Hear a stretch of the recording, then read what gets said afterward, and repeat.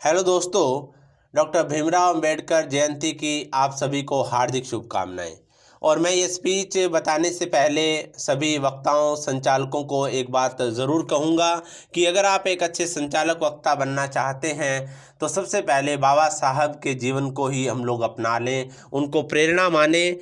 उनका जीवन वास्तव में ही प्रेरणादायक है। उन्हें अपना आदर्श मानते हुए उनको पढ़ें और प्रेरित होकर कुछ अच्छा बोलें, जीवन में अच्छे काम करें। ये भाषण आप ऐसे शुरुआत कीजिए। कर्मों से बनता है वजूद आदमी का, जाति तो नकली पहचान है। कर्मों से बनता है वजूद आदमी का, जाति तो नकली पहचान है। अगर ऊंची जाति से ही होती श्रेष्ठता तो बताइए बाबा साहब आज क्यों महान हैं। सर्वप्रथम आप सभी को बाबा साहब अम्बेडकर के जन्मदिन की हार्दिक शुभकामनाएं। आज के इस कार्यक्रम में उपस्थित मुख्य अतिथि, विशिष्ट अतिथि एवं युवा शक्ति का अभिनंदन करता हूं। जैसा कि आप सभी जानते हैं कि आज का दिन हमारे लिए प्रेरणा का दिन है। जब भी हम लोग किसी महापुरुष, किसी युग निर्माता को किसी विशेष दिन याद करते हैं तो मन में प्रेरणा जन्म लेती है। आज एक ऐसे युग पुरुष की जयंती है जिसने भारतवर्ष को ही नहीं पूरे विश्व को अपनी प्रतिभा, अपने कार्यों से अचंभित कर दिया। बाबा साहब का पहला नारा था शिक्षित बनो, संगठित बनो, क्योंकि उन्होंने स्वयं अपनी शैक्षणिक योग्यता और प्रतिभा से ही अपना वजूद बनाया। उच्च शिक्षा के बल पर वो दलित, पिछड़ों, वंचितों, मजदूरों के हितों के लिए कुछ कर पाए। अगर वह शिक्षित ना होते तो क्या संविधान सभा में शामिल हो पाते? नहीं। अगर शामिल हो भी जाते तो शिक्षा, भाषा, कानून की जानकारी के अभाव में संविधान ना लिख पाते। इसलिए सबसे पहले तो हम उनको प्रेरणा स्रोत मानते हुए अपने आप को शिक्षित करें, ज्ञानवान बने। विषम परिस्थितियों में भी बेहतर सीख कर गरीबी के दुष्चक्र से निकल सकते हैं। विषम परिस्थितियों में भी बेहतर सीखकर गरीबी के दुष्चक्र से निकल सकते हैं। शिक्षा वो शक्तिशाली हथियार है दोस्तों जिससे हम दुनिया बदल सकते हैं। एकता की ताकत को समझकर संगठित रहें। एक संगठित समाज ही अपने हितों को प्राप्त कर सकता है, अन्याय के विरुद्ध आवाज़ उठा सकता है।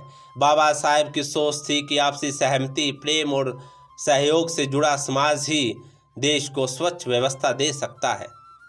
सबके व्यवहार भिन्न भिन्न है पर नीयत नेक होनी चाहिए। हर मकसद पूरा हो सकता है, बस सबकी भावनाएं एक होनी चाहिए।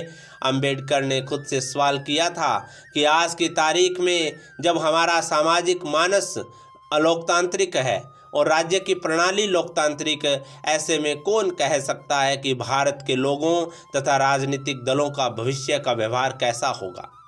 दोस्तों, आज कहीं ना कहीं हमें यह खतरा दिखाई भी दे रहा है। दोस्तों, आज कहीं ना कहीं हमें यह खतरा दिखाई भी दे रहा है। बाबा साहब की विचारधारा के अनुसार हमें मन से लोकतांत्रिक होना होगा, यानी भेदभाव को ख़त्म करना होगा, तभी समाज में समानता आएगी।